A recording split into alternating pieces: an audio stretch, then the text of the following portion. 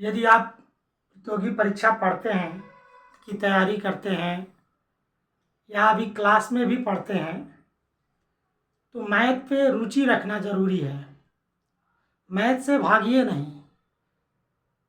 अगर मैथ से भागेंगे तो ये हमारा मैथ में हमारा जो दैनिक जीवन में बहुत सारा उपयोग है। मैथ्स पे सारी चीज़ें आधारित होती है, मैथ और विज्ञान पे। तो मैथ से लगाव रखना ज़रूरी होता है। आप कहते हैं कि मुझे लगाव ही नहीं होता है, लगाव होगा। लेकिन जैसे कि मान लीजिए गिलास होता है और उस गिलास में यदि पूरे फुल पानी हम पूरे लेवल तक भर देते हैं और फिर उसमें से 2 बूंद हम डालना चाहते हैं कि ये 2 बूंद उस गिलास में मैं डालूं और वो रुक जाए, तो वो रुकता नहीं है। 2 बूंद डालते हैं, 2 बूंद गिलास के बाहर गिर जाता है, क्योंकि उस गिलास में ऑलरेडी पहले से कुछ भरा हुआ है, यानी कोई तरल पदार्थ भरा हुआ है। इसलिए हम 2 बूंद यानी छोटी सी चीज़ कोई चीज़ डालना चाह रहे हैं तो उसमें रुक नहीं रहा, वो बाहर हो जा रहा है। इसी तरह से है पढ़ाई लिखाई का।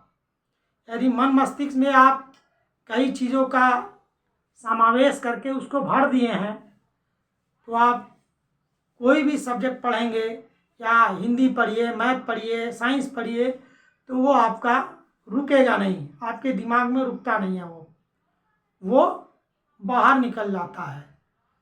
तो मैं यही कहूँगा कि आप 20 मिनट ही पढ़िए, लेकिन दिमाग को खाली करके पढ़िए कि जो चीज़ मैं पढ़ रहा हूँ, चाहे वो हिंदी हो, संस्कृत हो, विज्ञान हो, भूगोल हो, जो कुछ भी पढ़ रहे हैं, आप खाली मन से पढ़िए। खाली दिमाग से जब पढ़ेंगे उसको, जब आपके दिमाग में खालीपन रहेगा तो जो चीज़ पढ़ेंगे वो आपके अंदर आएगा, ऑब्जर्व होगा। आप पढ़ेंगे तो वो याद आएगा, आपका मस्तिष्क उसे ऑब्जर्व कर लेगा, आपके मन में एकाग्रता आएगी। तो उसी भाव से यदि मैथ भी पढ़ते हैं, गणित भी पढ़ते हैं, आपको ज़्यादा लंबा समय तक नहीं पढ़ना आता है तो आप 5 मिनट पढ़िए, 5 मिनट पढ़िए, लेकिन दिमाग को खाली करके पढ़िए कि हाँ हमको इस चीज़ को समझना है। चाहे वो गुणा हो, जोड़ हो, घटाना हो, कुछ भी हो, उसे दिमाग को खाली करके पढ़ेंगे तो वो छोटे छोटे चीज़ आपको आने लगेंगे। जब आने लगेगा तो आपके अंदर रुचि पैदा होगी। तो किसी भी सब्जेक्ट को अनलाइक नहीं करिए, पढ़ाई में मन लगाइए, क्योंकि यदि शिक्षा हमारे पास है तो समाज में हर जगह हम अपना मान सम्मान कमा सकते हैं। यदि हमारे पास उत्कृष्ट शिक्षा नहीं है, अच्छे से हम शिक्षा ग्रहण नहीं किया, तो समाज हमको दूसरे भाव से देखती है। लोग कई तरह के जानवर की भी संज्ञा देते हैं लोग, लेकिन मैं जानवर की संज्ञा तो नहीं दूंगा, क्योंकि मनुष्य एक उत्कृष्ट प्राणी होता है, उसे जानवर की तुलना नहीं दे सकती है। मानता हूँ कोई पढ़ स्कूल में जाकर के पढ़ा, कोई नहीं पढ़ा, ऐसे ही शिक्षा ले लिया, चाहे किसी रूप में ले लिया, कोई टेक्निकल ले लिया, कोई कला सीख गया, तो वो भी एक प्रकार की शिक्षा ही होती है। तो मनुष्य एक शिक्षाग्राही प्राणी है जो हमेशा निरंतर किसी न किसी रूप में शिक्षा लेती रहती है। आइए मैं मूल रूप में आता हूँ। मैं जो अपना प्रतिशत पढ़ा रहा था उसका अगला क्वेश्चन मैं लेकर आया हूँ।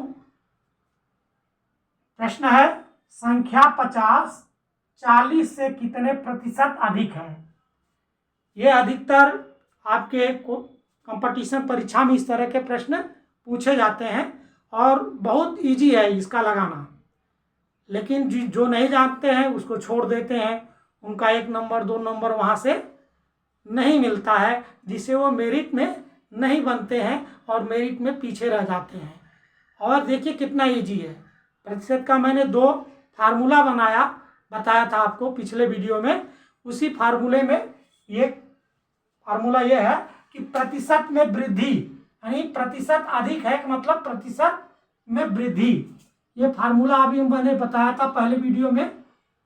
लिखेंगे प्रतिशत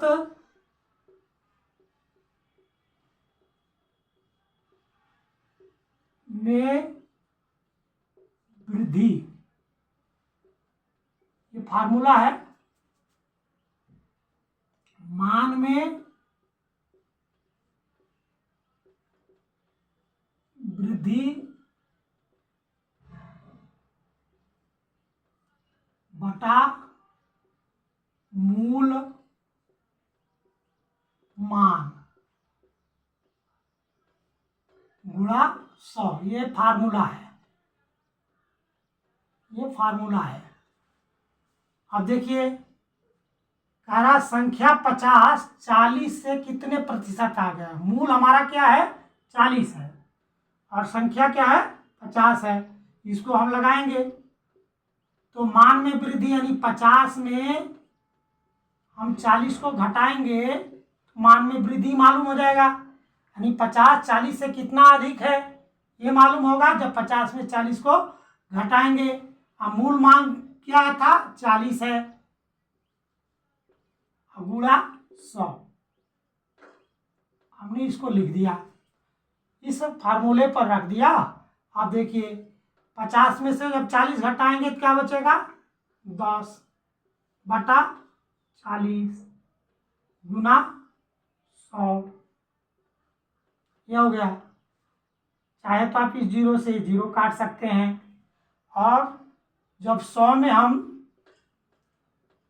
4 का भाग करेंगे, देखिए 100 बटा 4 ही तो बचा, ऊपर 100 है नीचे 4 है, तो ये हो जाएगा 25 चौका 100, यानी 4 से हम 25 में ये काट देंगे,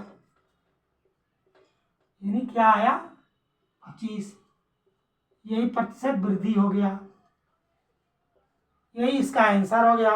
यानी आपका ऑप्शन दिया रहता है कि 20%, 25%, 30%, 45% दिया होगा, तो उसमें से जो 25% जो आएगा वही आंसर सही होगा। लगाने पर यही आ रहा है कि ये 50 का संख्या 50 का 40 से कितने प्रतिशत अधिक है, तो वो है 25% अधिक है ना। ये इजी सवाल, लेकिन इसी सवाल को हम लोग लगाते नहीं है, फार्मूला पर रखते ही कैलकुलेशन ज़्यादा नहीं है, फार्मूला पर रखते ही ये सवाल हल हो जाता है और इस सवाल को हम छोड़ के हट जाते हैं और कंपटीशन में हमारे नंबर कम आ जाते हैं, जिससे हमारी मेरिट में नंबर कम आते हैं।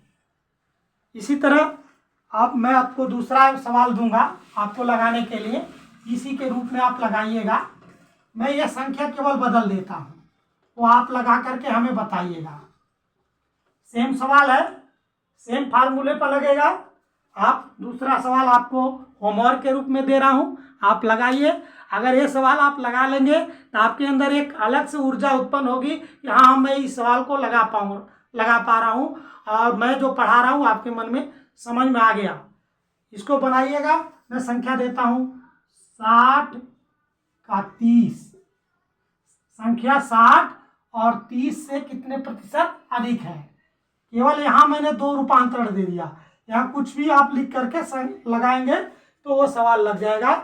आपके लिए ये सवाल है कि संख्या 60 30 से कितने प्रतिशत अधिक है। इसको आप लगा करके दिखाइए और हमारे कमेंट बॉक्स में वो लगा करके कमेंट करिएगा। धन्यवाद।